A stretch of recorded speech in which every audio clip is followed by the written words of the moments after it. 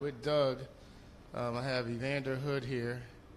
It's going to be making a presentation. So this is my pleasure to bring up Ziggy Hood.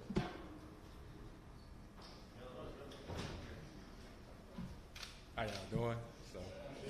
I'm here to present a check to Autism Society along to help with my wife, Sarah, and my agent Andy. He's running around. So I'm up here, and what am I supposed to do next? All right.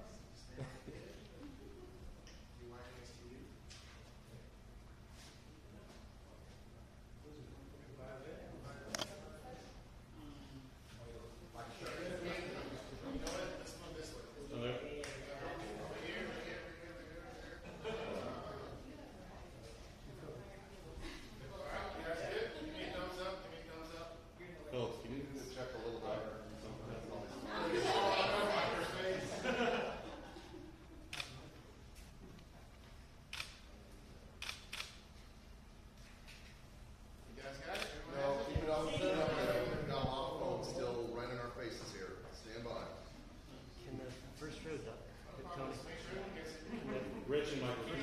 You guys get Michael Phelps. Hey, guys, Rich, do you mind just standing up and thanks? As much as we like seeing you back here. Thank you. I love you, bro. Tell me what sex. We good? Everyone has it? Make sure everyone has it. 1, 2, 3. Are we good? Yep. Good? Andy, you good? Andy, you good? You got it? Everyone has it?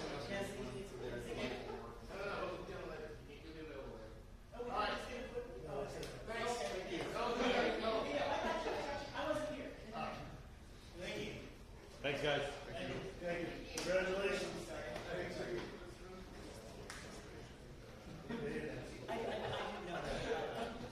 Diane's not running the press conference. Here we go. Next, we'll bring up Senior Vice President of Personnel, Doug Williams.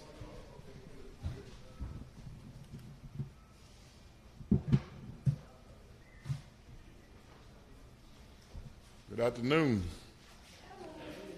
Just the whole jury here, huh? Where's the judge? That's come out to.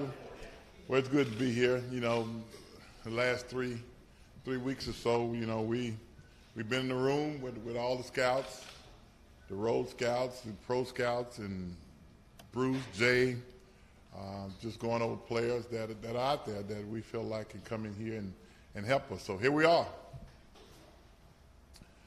You've got now, as opposed to, CBA in 2011, it drastically reduced the practice time available, especially for players coming into the league. I think the Rams figured out it takes 3 years now for a player to get what they used to get in 1 year before the CBA.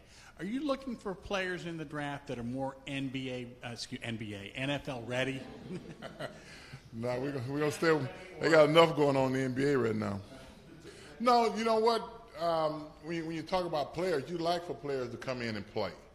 But we also grade players, too. The guys that are going to eventually be starters might be backup. You try not to go out there and get players that practice squad. You don't draft a guy to say he's a practice squad player, even though some of them might end up on the practice squad. You would like for all of them to come in and help you. Like last year, if you look at the roster, all 8 of our guys that we drafted last year played some portion of last season. Some of them contributed heavily. You know, you take Jonathan, who got hurt, who was really coming on. You take Harvey Clemens, Nicholson. All those guys played a good amount of time last year. So at the end of the day, we look at last year as a very successful draft for us because they're all still here and they contributed.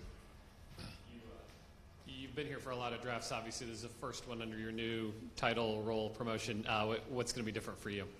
I've been involved in the last 4. This is the 5th one coming up. But I think in my position now it's a little different because, the community, the media, and everybody else put blame on somebody. So I guess this comes with opportunity to put whatever blame, whatever congratulatory, whatever it is, But at the end of the day, we don't look at it from that standpoint because it's not a one-man show, and that's the good part about it. The scouts with Cal in charge and Tim Gribber and all the road scouts, I'm a firm believer, like I always use the cliche of Coach Eddie Robinson says, you got me lost. And the credit goes to the man in the arena. And when you think about it, sitting in that room and these scouts come in, they talk about these players and the information that they have, and you think about how many hours they spend on the road and in hotel room eating hamburgers or whatever they're eating and trying to get all the information to bring back to us so we can sit in there and go over those guys. That's where the credit goes. But at the end of the day, we come in and we put it all together and try to come up with the best board that we can. Doug, we could ask you the standard question of, are you looking for, in round one, you're looking for fill a need or the best available, but rather than go through that, is there, based on the roster and based on this draft class, is there anything you would rule out taking at 13? No, I think, and you hear this cliche all the time, it's always going to be the best player available, because at the same time, if you're looking for a need, the player you look for a need might not be great as high as the guy that's on that board. So at the end of the day, I like this football team we got. Like last year when I walked out of camp, I thought we had a pretty good football team, and I still feel the same way today. At the end of the day, you get the best football player. And if that best football player is the guy that you want to plug and play, that's all right. But if it's the best football player going to help your team overall, I think that's the route you have to go. You've got, a big part of the evaluation obviously is the tape and what they do at the combine, things like that. But then the other part that's getting more important in the NFL today is character. What are the guys' work habits? Does he get in trouble, stay out of trouble? Can you walk through a little bit of what the research process is like, finding that stuff out? Well, when you talk about these Road Scouts, some of them are just like private eyes, because they come back with information. It's unbelievable, because they got sources that you'll be surprised how many sources out there would tell about some of these guys, whether or not it's teammates, family people, coaches, trainers, people who know these guys. And they come back with some very pregnant information, and you find out that a lot of it is real. So you got to give credit to the scouts, because they come back with all this information on the character, the injuries, and everything else. Because at the end of the day, being in-house most of the time, they're the one that's credited with bringing it back to you so you can go over these players, because you want to make sure today's game, character plays a major part in the guy that you're going to pick, especially when you're talking about picking a guy high. There's some value picks, and there's some guys that you want to pick high that might not fit because of character. And if you knock them down a few rounds, and hopefully they'll learn their lesson and realize that you can't do some of the things you've been doing. That's if you pick them, but we try to stay away from bad character guys. As you evaluate needs on this team, and you look at a guy like, say, Monte Nicholson, who had an injury history in college and injured last year, how do you evaluate that versus another position where, obviously it's football, any injury can happen any time. So how does an injury history play into evaluating whether or not a position is determined as a need or not? Well, during the combine, all the doctors of every team is in Indy. And then also the recheck. And we get those grades. We got a grading system on the injuries and everything else. And a guy might have a grade that say, hey, you don't want to take a chance on this guy. You might rule him out completely. And then he might have a grade say, hey, physically, this guy's ready to go. But at the end of the day, you don't control a lot of injuries. Guys going to play this game, and as long as this game is played the way it's played, there's going to be injuries. So you can't protect against that as far as drafting a guy. But in terms of your team and looking at your depth chart and saying, all right, we feel like we have enough players, and we have a starter here, but he's had some injury problems in the past, how does that play into what your team needs are going into the draft? Well, we had to play today. We wouldn't be able to play without tackles. So, we can't go into the draft drafting tackles. Hopefully, and the way it's set up now, they're going to be ready to go during training camp. And that's what we're looking for. So you can't look at a guy and say, hey, he might get hurt tomorrow if we draft him, because that's not the way it works. And the guys that have been injured last year on our football team, we know where they are as far as progress is healing and stuff like that. So we're not going in to replace Trent, and we're not going in to replace Moses or anybody like that. We're looking at this football team as a whole and try to get the best player. Doug, I understand the philosophy of best player available. But that aside, is there an overall philosophy of what you want the Redskins to look like, how you picture them winning? Is there an overall philosophy of what kind of team this needs to be that sort of drives your thinking both in free agency and the draft? And what would that look like? It's like I said earlier, Liz, coming out of Richmond last year, I like this football team. I think we got a tough football team, smart football team. Some things you can't control, and we was very competitive up to a certain point. And, you know, when you have the injuries that we have, at a certain point, that competitive edge, you lose it because your best players are not playing. I think the team that we're looking for is in the building now. And this week, you know, this is the first week with them being back. You know, we've been in that room by ourselves with no noise in the building. It's kind of like having your kids home, and it's good to see them all back now. Doug, with some of the free agents that are still out there that had come in and visited with you guys, if something were to change over the next, 3 days up until the draft, do you guys have a plan B in place where you would alter, as far as who you're looking at in the draft if some of these free agents become available? Well, you always have free agents. There's some free agents out there, and there's going to be some more free agents after the draft. The thing about this, that's a couple of periods of free agents. And at the end of the day, the most important thing to us at this point is the draft. We're going to deal with the draft first, and whatever happens after that, if some guys out there we feel like that can come in and help us to be a better football team, we'll look at it from that standpoint. So as far as free agent, we've been through that period. We did what we was going to do at this point. We're going to deal with the draft now, and in the second wave of free agent, if somebody's out there that we feel like can help the Redskins, that's what we're going to do. You were pretty high on the running backs at the combine in this year's class and the weeks kind of leading up. Now that the draft is days away, is there another group that kind of stands out to you as being an overall strength of this year's class? We got a good class. It's a good class overall, not one particular class. We know there's some strong people in every area, whether or not it's cornerbacks, safeties, running backs. Linemen are down a little bit. Tackles are very valuable.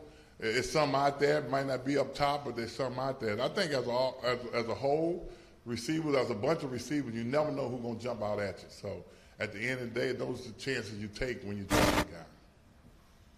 Hey, Doug. Yes.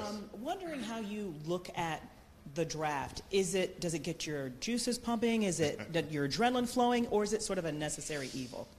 It is a necessary evil, but I think over the last few weeks, you sat in there with about 20 people in that room, watching tape all day, talking about the character, talking about the injuries, talking about their abilities. I think this week it makes you feel a little better because it's kind of like practicing during the week for the players. Sundays is the time you have a lot of fun. And I think now we probably going to doing a walkthrough at this particular time. We took off the pads as far as preparing is concerned and waiting on Thursday so we can kick the thing off. So I think it's a lot of excitement building at this particular time. Yes. Doug, there's been a lot of talk about some of the interior offensive linemen in this draft. How much is guard a priority going into this week? Well, we had to line up today. If we had to line up with everybody healthy, remember we ended with a guy. Condro been here going on his third year now, so we could play with him. We're not going in and say we got to get a guard. That's not where we are at this point, because we got enough guys around here that if we have to play the game, if everybody was healthy today with what we have, we would have no problem lining up playing the game. Like you guys went out and got Alex Smith by trade, or a bunch of good quarterbacks at the top of this draft. How much does it help going into the draft knowing you don't need to take a quarterback high and that you have that position to where you can address other needs with that 13th pick? When I think about Alex Smith, I say we got the best third-round pick in the draft. I don't care what nobody say. You can't get a better third-round pick. And we feel pretty good from a stability standpoint and what he's meant to this building as a whole, walking in here in the quarterback room, in the dressing room, in the dining hall, and his leadership is unquestionable, speaks for itself, and what he's done as a player, I think, speaks volume also. Doug, you've mentioned in the past the potential need in your eyes to upgrade the running back situation one way or the other this offseason. You guys haven't done anything yet in free agency.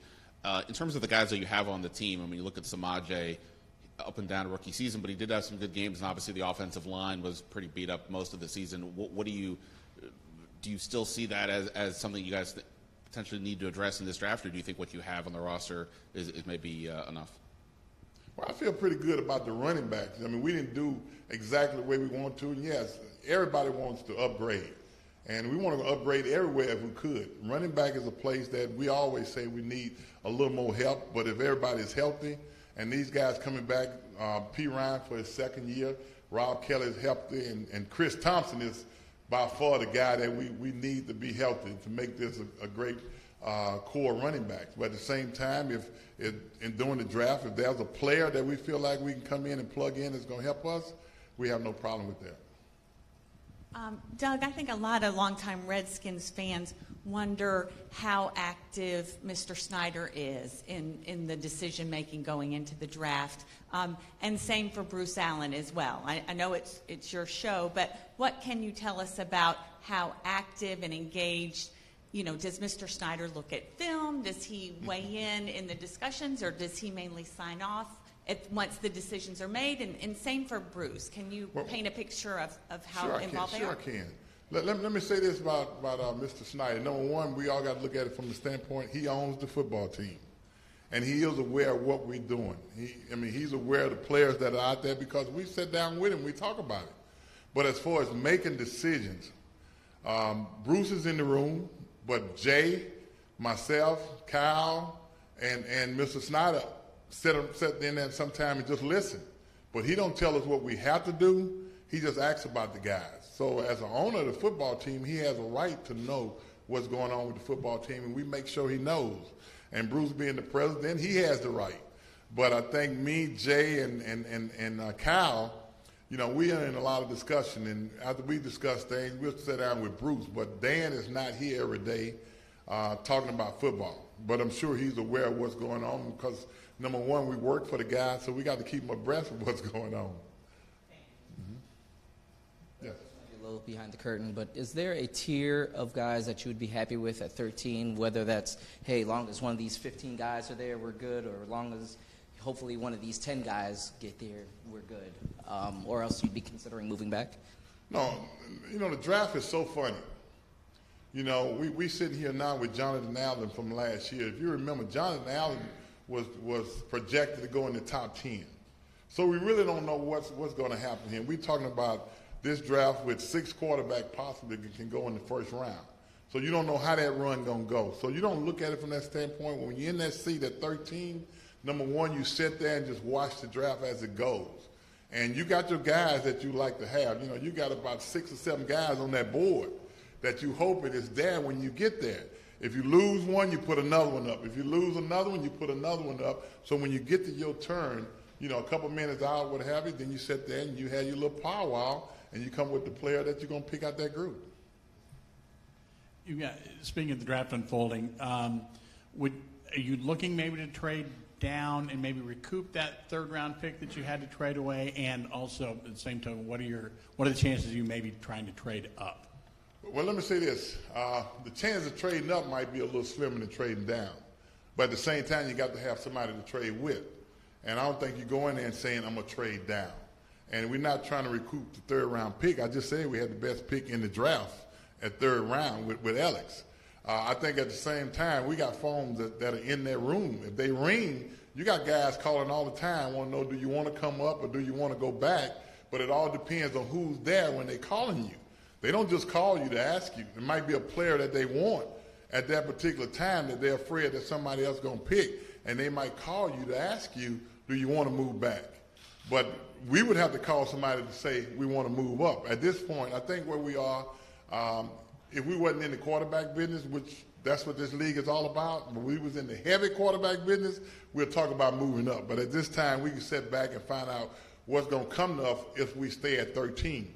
But if we move back, it's because somebody called us to ask us, do we want to move back? With 6 quarterbacks maybe going in the first round, does that open the door for, getting one of the other players on your board since you don't need a quarterback? I don't know whether 6 to go before 13. Maybe possibly 4. I don't know. That's what the gurus say. That's what they say, and that's a possibility.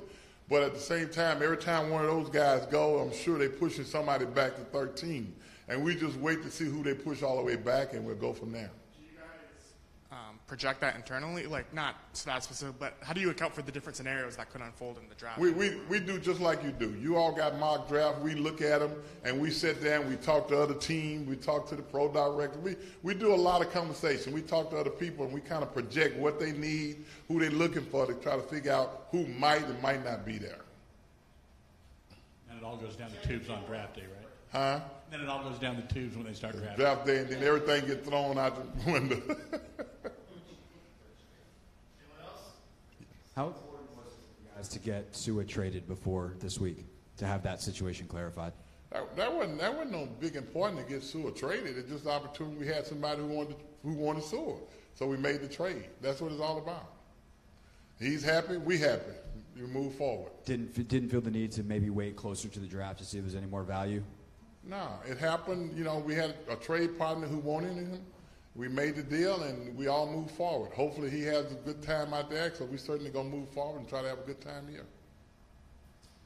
Doug, with regards to the tight ends, obviously, if healthy, Jordan Reed's one of the best in the league, but obviously that hasn't been the case. He's dealing with something now. Vernon Davis helped a lot last year, but he's 34. You lose Niles Paul. Where does that position stand right now as far as going into the draft? How comfortable do you feel with that unit overall? Vernon is the best-looking 34-year-old you ever seen on a football field. Let me say that. You know, but no, we got Sprinkle from last year, and we feel good about where Jordan Reed is as far as his health. I think he's going to be a lot better this year than he was last year. And him being in the building and talking to him, he feels the same way. He's confident that he's going to be ready to go. And like you say, he's one of the best in his business, in this league at what he does. Why do you think that he'll be healthier this year? What's your... The same reason I think Trent going to be healthy and Moses going to be healthy is what the doctors say. So we got to go by what the doctor says. Hey, Doug. Yes. There's been a lot of talk about the position of nose tackle being devalued over the last couple of years. Do you agree with that assessment? And how do you guys kind of view, I guess, ultimately the future of that position? Well, you know, like we said early on, we got to improve in the run game. And it starts up front. And I think all the guys coming back healthy, we got a pretty good start. You know, Phil Taylor was starting nose tackle last year. He got hurt on the first play of the game. And that kind of set us back. Then Jonathan went out. So the defensive line went down quickly. I think if we start off healthy, whether we get one in the draft or not, I think we'll be pretty good. And like I said, there's a second wave of free agents out there. You never know what can happen after the draft is over. What you got, Liz? I can hear you right here, Liz. Okay, it's real straightforward. Who is going to be in Texas making the picks for the team, and who will be here in the room deciding whether to trade up or down? Oh, I think over the last years, I think the equipment guy and the film guy been. Am I right? Brackens and equipment guy been down in. Yeah, be on the phone at the draft, and then who's pulling the levers in the room? The real. When the clock is on. Well, me, Kyle, and Bruce, and Jay going to be around the table, and the other guys going to be circling around to keep everybody else out. Okay. Yeah. Hey, thanks, guys. Appreciate it.